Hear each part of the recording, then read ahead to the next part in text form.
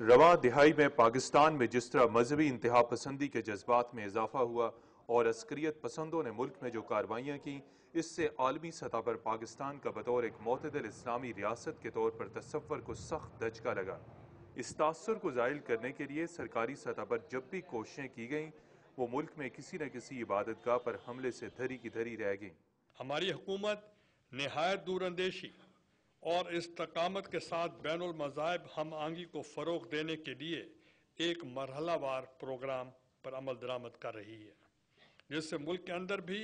فرقہ واریت پر قابو پانے میں مدد ملے گی۔ ہمیں پاکستان میں فرقہ وارانہ ہم آہنگی کو فروغ دینے کے لیے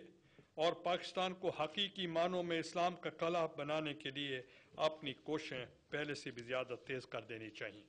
پاکستان کے اندر مذہبی انتہا پسندی کی صورتحال کو مغرب کے تھنک ٹینکس اور میڈیا نے خوب اچھالا اور اسے براہ راست اسلام سے منسلک کر دیا، جبکہ سرکاری سطح پر اس کی تردید کی گئی۔ اسلام اور قرآن محبت، سچائی،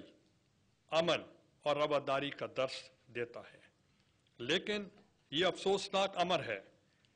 کہ بعض ممالک میں چند نام نہاد دانشور اور تھنک ٹینک اسلام کو اور اسلامی تعلیمات کو انتہا پسندوں اور دہشت گردوں کے ساتھ جوڑتے ہوئے نظر آتے ہیں، اور بدقسمتی سے مغربی میڈیا اسی طرح کے اختلافی تصورات کو اچھالتا ہے۔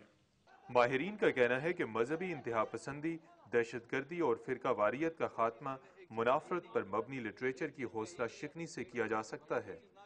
جس سے معاشرے میں صبر و تحمل اور برداشت کا کلچر فروغ پائے گا۔ متین حیدر، ڈان نیوز، اسلام آباد۔